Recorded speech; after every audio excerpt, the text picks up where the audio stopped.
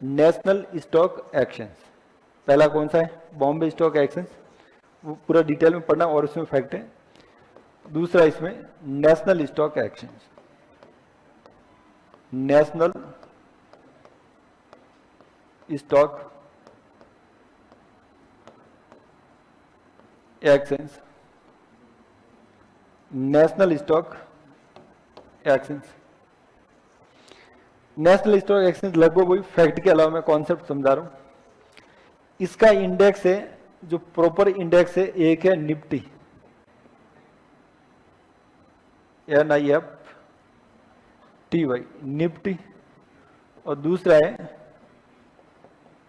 Junior Nifty. एक है Nifty और दूसरा है जूनियर निफ्टी। इसमें भी सेम वही, इसमें लगभग 2500 के आसपास कंपनियां, उसमें कंपनियां ज्यादा है, इसमें कंपनियां कम है। इसमें 2500 के आसपास है। इसमें भी वो लिस्ट बनाएगी 1 से लेकर 2500 तक की, जितनी भी कंपनियां सारी MCAP के आधार पर लिस्ट बनाएगी। इस इंडेक्स में जो निफ्टी जो इंडेक्स है, इसके अंतर्गत 1 से लेकर 50 कंपनियों का एवरेज मूल्य निकाला गया।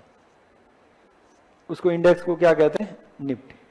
जूनियर निफ्टी के अंतर्गत 51 से लेकर 100 तक, 51 से लेकर 100 तक, तो उसे क्या कहा गया? जूनियर निफ्टी कहा गया। फिर वही कि क्या निफ्टी इंडेक्स भारतीय अर्थव्यवस्था को 100% रूप से प्रदर्शित करता है? तो नहीं, क्योंकि केवल 50 कंपनियों के आधार पर भारत की इकोनॉमी का प्रदर्शन नहीं नाप सकते। तो पहली बात। दूसरी, और इसके अंतर्गत कुछ विदेशी कंपनियां भी है, उसमें भी बदलाव आ रहा है, तो भी बदलाव हो जाते हैं। तीसरा कि जो इसमें जो बदलाव किया जाता है, वो फॉरेन इन्वेस्टर इसमें ज्यादा बदलाव करते हैं। भाई उनको लगेगा कि भारत और पाकिस्तान के बीच में युद्ध हो जाएगा तो अपना पैसा सारा निकाल लेंगे, अभी पैसा अपना निकालेंगे। क्यों निकालेंगे? क्योंकि दोनों के देश में युद्ध होगा तो इकोनॉमी प्रभावित होगी, व्यापार प्रभावित होगा तो इकोनॉमी नीचे जाएगी, तो वो वहां से पैसा निकाल के दुनिया की किसी और शेयर मार्केट में डाल देंगे। बहुत सारे ऐसे जो ज्यादा मेहनत नहीं करते। बिजनेस में 2 प्रकार, एक तो पैसा डाले जाते हैं, एक वास्तविक धरातल पर उतारते हैं।